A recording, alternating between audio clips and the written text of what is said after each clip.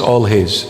Nothing from us, everything good comes from the good God. Amen? And our good God is Jesus Christ of Nazareth. Amen to that? Very good. Today, my beloveds, we are going to continue our topic in relation to the spiritual struggle between Rachel and Leah.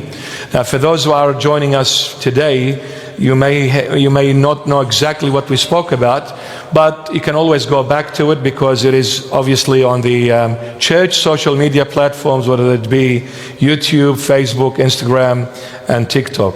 So the spiritual struggle between Rachel and Leah, today is part 2.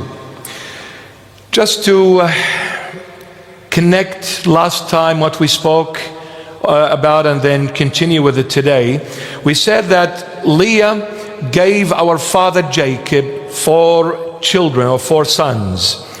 They were, the first one Reuben, and Reuben means I saw the sun. Second was Simon or Simeon, to him listen, you shall listen. Third one Levi or Levi, it is a matrimonial bond enjoined in marriage. And then Judah means let him who is God be praised. Let God be praised, or let him be praised. Now Reuben is the blessing and the birthright. The firstborn receives doubles according to the law. So Reuben here represents the blessings. Simon, the word of God. Levi, the priesthood that will bring you closer to God. And Judah, the Savior, who is Jesus Christ, who came from the tribe of Judah in the flesh. So the Savior who came to save you from all that is yours and give you all that is His. He came to save us from all that is ours and give us all that is His. These are the fruits which Jacob reaped from Leah.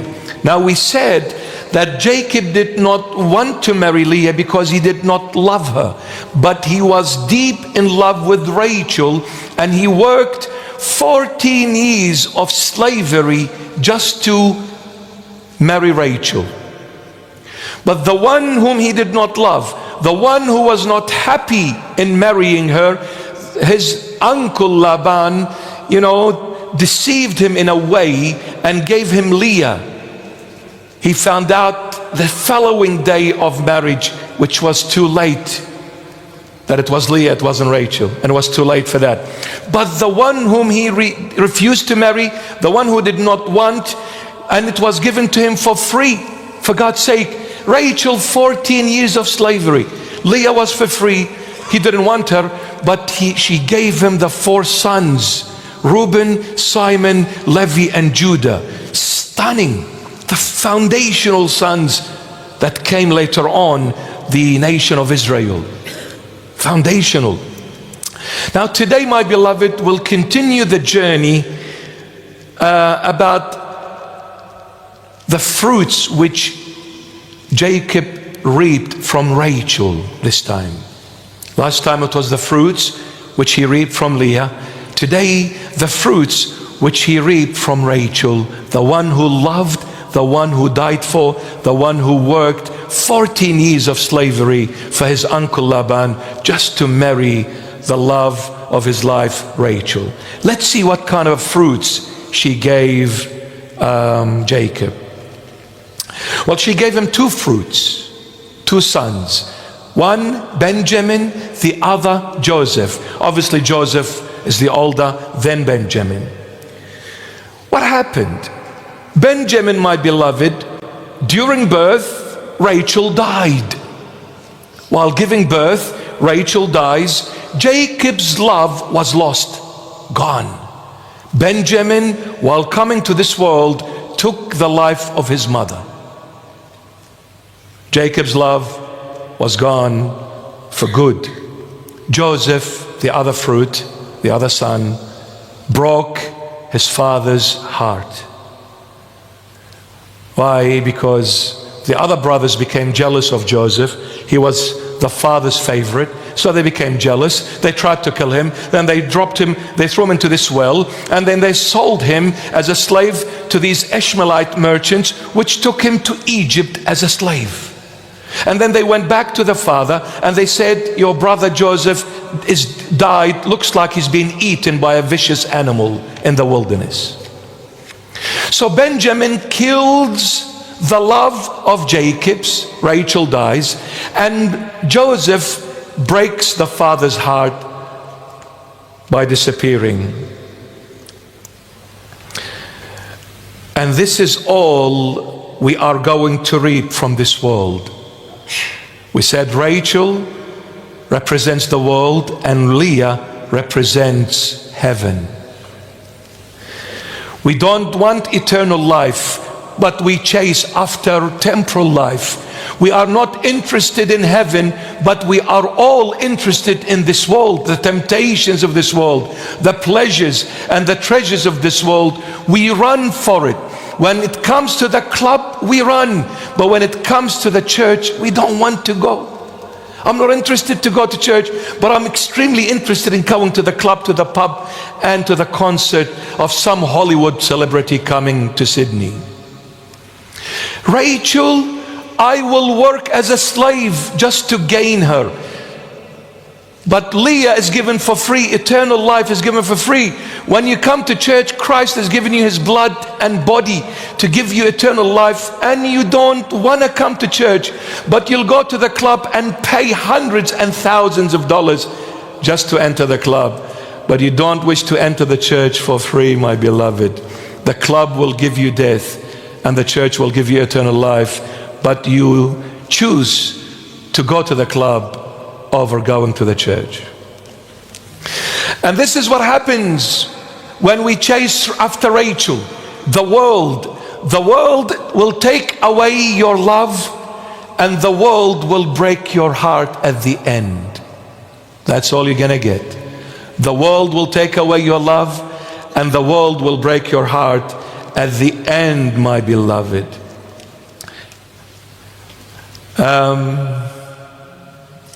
The world takes away your love. See, the world tells you to do this. Enjoy life. Have fun. Do as you please. But tomorrow I will bury you. Enjoy life. Have fun. Go for it. Don't worry about anything. You're free. Enjoy that freedom. Do as you wish. But tomorrow I will bury you. The world will swallow you in that little grave. And once I go in that grave, all that love is taken away from me. And the world will break your heart like it did with Jacob by losing his son Joseph. The world breaks your heart. You put all your hope in the world, and at the end you come out with a broken heart. Disappointed, my beloved. Because in Job chapter 14 verse 1, the Holy Bible tells us, man who is born of woman is of few days and full of trouble. Man who is born of woman is of few days and full of trouble. This is the world. Your days are short and they are full of trouble. Why are you chasing the world? Why are you focusing on the world? Don't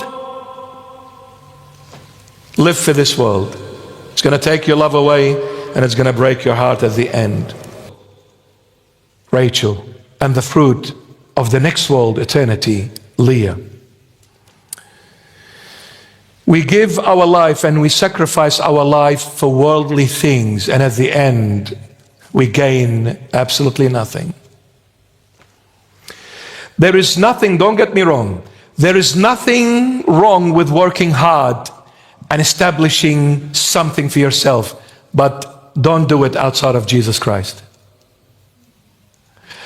Don't ever say, I'm too busy for the Lord Jesus. I don't have time. I really wanted to go to the church, but I'm too busy.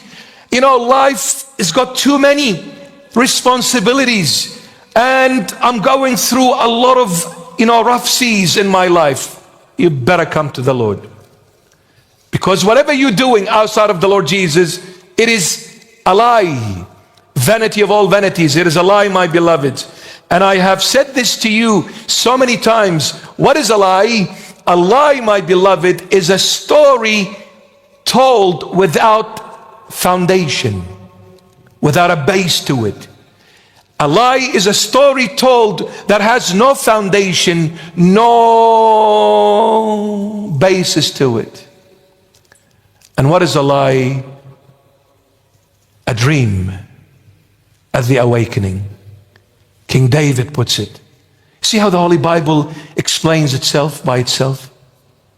King David says, the human's life on earth is like a dream at the awakening. What does King David mean? Our life on earth is like a dream at the awakening. He means this. When we see a dream, do we realize it's a dream? No. We think it's reality, isn't it? Now in the dream, I'm Donald Trump, even though he's slightly better looking than me. I'm the president of the most powerful nation in the world. Now while I'm dreaming, I'm not realizing it's a dream, I'm saying this is reality. So for me, I'm the president, and for me, as the president, you know what? I'm powerful, I can do a lot of things, and no one can stop me. And before I come and grasp this realization, my mom taps me on the shoulder and says, get up, it's time to go to school. And then I wake up and I realize I'm in year 6. And I'm going to Fairfield High School. Hello? Is it working? So when my mom woke me up, I've realized I'm in year 6, primary school. I'm not the president. King David says, the person's life is like a dream at the awakening. You know, while we are living in the flesh on this earth, we think this is it and there is nothing else. I am free and no one can stop me. I'm powerful. I have money. I have wealth. I have fame. I have prestigious life. I have this position so powerful. I can do anything and everything. And before I realize this and come to grasp it, the angel taps me on the shoulder and says, it's time to leave this world. The spirit leaves the body is the awakening time from that dream. Like I woke up from the dream and I realized what I was living was nothing but a lie. So as when the spirit leaves the body, I'll wake up from this dream called the world, this realm, this physical, tangible, materialistic realm. When I wake up from it, then I will realize then and then only that everything I had planned for was nothing but a lie. Don't ever put all your hope on this world. Don't ever put all your hope on the flesh. Don't ever rely on yourself and say, I don't need anyone, including God. Because before you know it, the spirit will leave that body of yours and you will realize this was all one big lie and I'm facing the ultimate judge who art in heaven. What will I say to him when he asks me, what have you done for me? What will I answer? We need to realize the fruit of the world and the fruit of eternal realm. We need to realize before it's too late. Now, I'll sum it up and I'll leave you with it, and thank God Elias is here. Leah, whom Jacob received for free. By the way, we'll continue this topic next week. Leah, whom Jacob received for free. Not even a day he worked to earn Leah. Look, the one who came for free, what she gave Jacob. And next week we will realize the one that he worked for 14 years, he sacrificed his life just to earn and gain Rachel. See what Rachel is going to give Jacob. The one who came with a sweat, what she's done for Jacob, and the one who came for free, what she's done for Jacob. Leah, the one who came for free. She gave Jacob four sons. She gave Jacob 4 sons. Number 1, Reuben. Number 2, Simon or Simeon. Number 3, Levi. Number 4, Judah. 4 sons. Reuben, Simon, Levi or Levi, and Judah. Let's come and see these 4 sons which Leah, who came for free, what she's given Jacob. My goodness. Reuben. Reuben symbolizes the birthright, i.e. firstborn. And the firstborn gets the most according to the law. She gave him the firstborn, Reuben. And the name Reuben means, I saw the sun. I saw the sun. Which sun? This one. I saw the sun. Jesus Christ of Nazareth. So that Leah, who came for free, gave him Reuben, the firstborn, the birthright. And Reuben means, I saw the sun. Number 2, Simon. Majority of the scribes of the Israelite nation who wrote the Old Testament Bible came from the tribe of Simon. The writers of the law of God came from Simon. The scribes came from Simon. And the word Simon means, to him you shall listen. To who? The son that I saw, Reuben, to him, the son, Jesus Christ, Simon, to him you shall listen. Levi, 3rd son. Levi gave us the priesthood. And the word Levi literally means joined in matrimonial bond. United with God in a matrimonial bond. The church is the bride and Christ is the heavenly groom. Levi. Priesthood. And number 4, Judah. Judah gave us salvation. Jesus Christ of Nazareth came from the tribe of Judah, if you're not aware. He came from the tribe of Judah. And the word Judah means, let him, meaning God, let him, God, be praised. Let God be praised. So we put it together. Leah brought for all of us, Reuben, the blessing of the firstborn. Simon, the word of God. To him you shall listen, the word of God. Levi, the priesthood that will bring you closer to God and unite you and make you one with God. And Judah, the Savior. The Savior who came to save you from all that is yours and give you all that is his. The Savior came to save you from all that is yours in order to give you all that is his.